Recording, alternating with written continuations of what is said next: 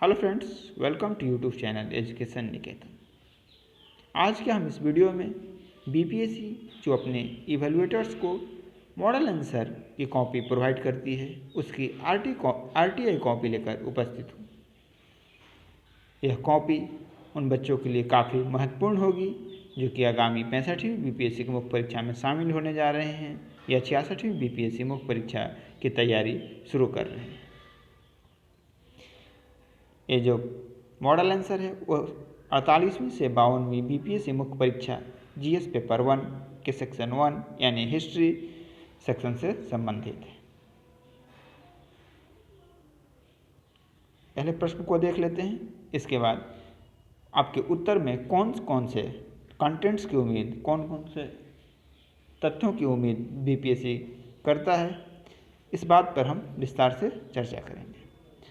रविंद्रनाथ टैगोर से पहला प्रश्न पूछा गया है, describe the social and cultural significance of ideas of Rabindranath Tagore. ये जो क्वेश्चन है वो 25 मार्क्स का है। आपको इसके उत्तर में क्या करना है, Rabindranath Tagore was a leading spokesman for compassionate humanism and culture in India and the world.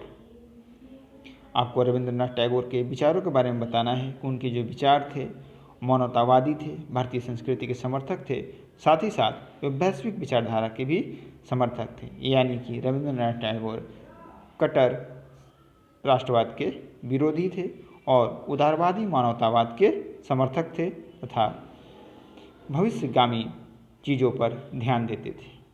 Way universal शिक्षा के समर्थक थे, यानी कि वो महिलाओं के लिए भी उतनी ही शिक्षा को महत्वपूर्ण मानते थे जितनी पुरुषों के लिए। वो उन वसुधैव कुटुंबकम की भावना में उन्हें विश्वास था।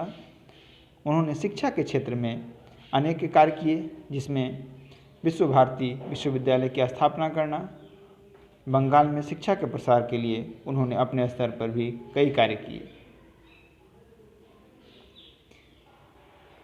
साहित्य के क्षेत्र में उनका योगदान उल्लेखनीय रहा, उन्हें इसके लिए नोबेल पुरस्कार भी दिया गया। इसके अलावा आप जब देखेंगे तो इस चीज़ में आपको कि उन्होंने महिलाओं के एम्पावरमेंट के लिए, महिला सशक्तिकरण के लिए क्या क्या कार्य किया, इसकी उम्मीद आपसे इस उत्तर में बीपीएससी करता है। यानी कि महिलाओं के बारे में रविंद्रनाथ टैगोर के क्या विचार थे, इसे भी आप जरूर मेंशन करेंगे।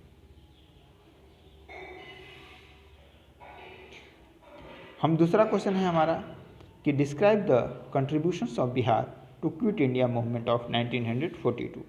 1942 के भारत छोड़ो आंदोलन में बिहार की भूमिका को आपको बताना है। इसमें पहला पैराग्राफ जो है उसमें आपको क्विट इंडिया मूवमेंट के बारे में बताना है, यानी कि जो भूमिका होगी वो क्विट इंडिया मूवमेंट। अब देखिए कि भूमिका में क्या लिखा हुआ है, inspired by Gandhi slogan quit India and do or die, the Congress party started its biggest civil uprising on 8th August 1942. The British government immediately reacted and swiftly put into jail all the top leaders and adopted other repressive measures as well. उन्होंने क्या किया, British सरकार ने जब ही आंदोलन की शुरुआत की गई, जितने भी उस समय के प्रोमिनेंट लीडर्स थे उनको गिरफ्तार कर लिया गया और अन्य दमनकारी कार्य शुरू कर दिए गए। एक छोटी सी सूचना है जो मैं आपके साथ साझा कर दे रहा हूँ, इसके बाद हम फिर नेक्स्ट मॉडल आंसर पे चलेंगे। अनअकैडमी की तरफ से जो लोग भी जो अभी प्रीलिम्स परीक्षा का परिणाम आया है उसमें सफल हुए हैं और मुख्य परीक्षा की तैयारी शुरू करना चाहते हैं, उनके लिए एक बहुत ही बेहतरीन प्लेटफॉर्म उपलब्ध करा रहा है अनअकैडमी, जिसमें आज इंडिया के टॉप टीचर यानी कि मृणाल सर और राकेश वर्मा सर शाम 9 बजे लाइव रहेंगे। ये कक्षाएँ सारे विद्यार्थियों के लिए जो कोई मुख्य परीक्षा देने जा रहे हैं निःशुल्क रहेगी। समय याद रखिएगा, 25 अक्टूबर रात 9 बजे। इंडिया के सबसे टॉप मोस्ट टीचर्स में से एक हैं मृणाल पटेल, जो कि सिविल सेवा की तैयारी करने वाले हर विद्यार्थी उनको ज़रूर जानता है, और दूसरे हैं राकेश वर्मा। तो आप केस स्टडी में और बाकी चीज़ों को इनरीच करने के लिए इस कक्षा का आनंद ले सकते हैं। तो चलिए हम चलते हैं अब अपने नेक्स्ट को मॉडल आंसर पे। पहले पैराग्राफ में क्विट इंडिया मूवमेंट के बारे में ब्रीफ में बताने के बाद दूसरे पैराग्राफ में आपको बताना है कि बिहार के कौन कौन से पार्टियों ने इस आंदोलन में महत्वपूर्ण भूमिका निभाई, कौन कौन से लीडर्स ने महत्वपूर्ण भूमिका निभाई। इसके बाद 11 अक्टूबर को जो ओल्ड सेक्रेटेरिएट पे घटना हुई थी जिसमें राष्ट्रीय ध्वज फहराने के लिए 7 बच्चों को गोली मार दी गई थी, उस घटना का जिक्र करना है। इसके बाद किस तरीके से अंग्रेज़ सरकार ने दमनकारी नीति चलाते हुए अपनी दमनकारी नीतियों के कारण उस समय के जो प्रोमिनेंट न्यूज़पेपर्स थे जैसे सर्च लाइट, इंडियन नेशन, इनको बंद कराकर एक सरकार के द्वारा प्रायोजित द पटना न्यूज़ की शुरुआत की गई। किंतु यह आंदोलन इतना तेज़ी से बढ़ चुका था कि जंगल की आग की तरह यह आंदोलन फैल गया और ब्रिटिश सरकार इसे चाहकर भी कर्टेल नहीं कर पाई।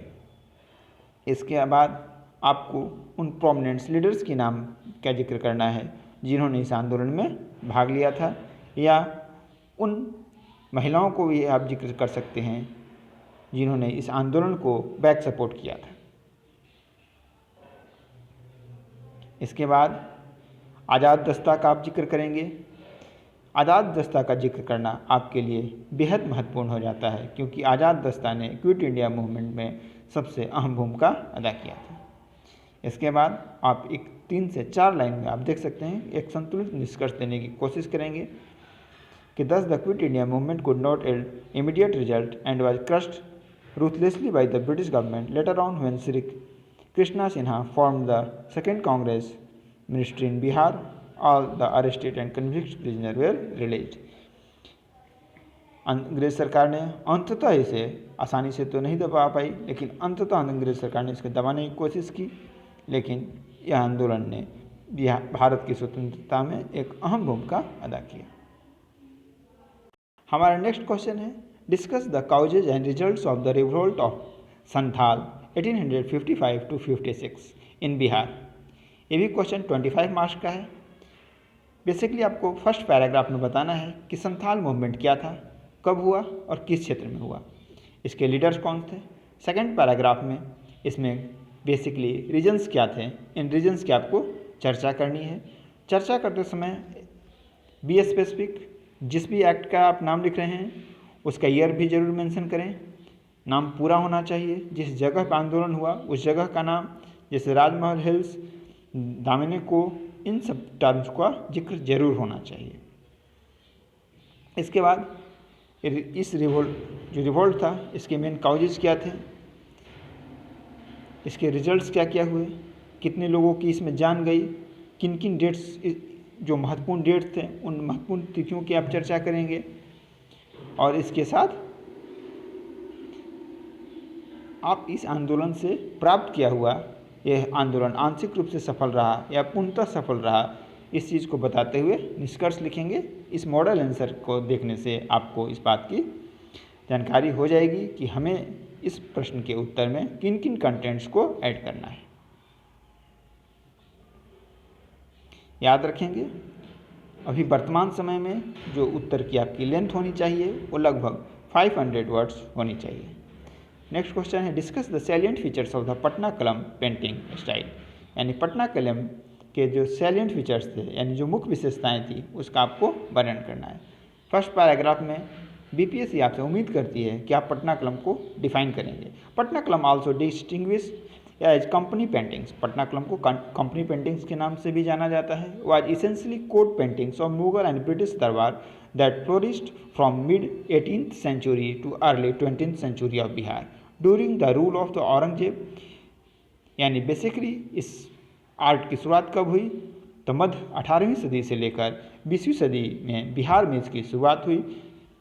इसके रीज़न क्या रहे कि जब औरंगजेब ने हिंदू आर्टिस्ट को दबाना शुरू किया, उनका शोषण करना शुरू किया, तो वो धीरे धीरे दूसरे जगह की ओर पलायन करने लगे और उसी से पलायनकर्ताओं की एक झुंड से एक दस्ता बिहार के पटना में आकर रुक गया और बिहार के अन्य इलाकों में और बंगाल के मेदिनीपुर क्षेत्र में फैल गया, और यही पेंटिंग आगे चलकर पटना कलम के नाम से जानी जाती है।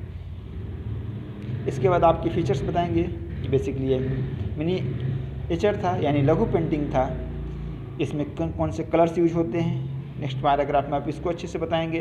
बैकग्राउंड के क्या यूज होता था और ये पहले के बैकग्राउंड से किस तरीके से अलग था, इस चीज़ की आप मेंशन करेंगे। इसके बाद किस चीज़ के पेंटिंग्स बनाई जाती थी, तो म्यूजिशियंस की पेंटिंग बनाई जाती थी, धोबी की पेंटिंग्स बनाई जाती थी, मेड सर्वेंट्स की पेंटिंग्स होती थी। इसके अलावा एलिफेंट्स, हॉर्स, तांगा, ट्रांसपोर्ट, इस तरीके की चीज़ें बनाई जाती थी। मेला, बाजार, हाट, होली फेस्टिवल, दुर्गा पूजा, दिवाली, इन चीज़ों को सिंबॉलिक रूप से प्रदर्शित करते हुए पेंटिंग्स बनाई जाती थी। फेमस पेंटर्स कौन से थे?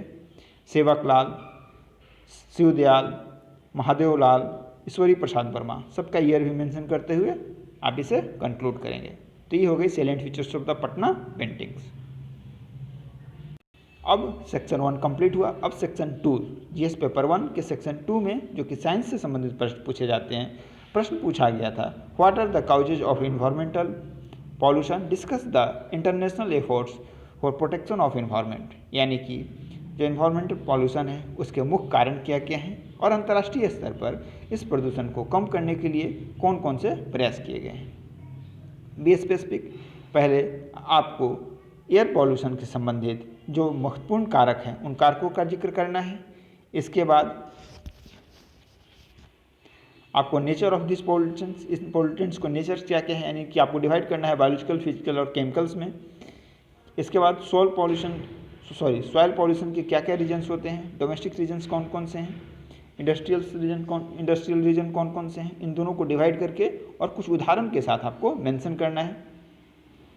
इसके बाद नॉइज पॉल्यूशन कैसे फैलता है, इसके लाउड स्पीकर, माइक्रोफोन, एम्पलीफायर्स कितना स्टैंडर्ड होना चाहिए, इन सारी चीज़ों का वर्णन इस उत्तर में जरूर करेंगे।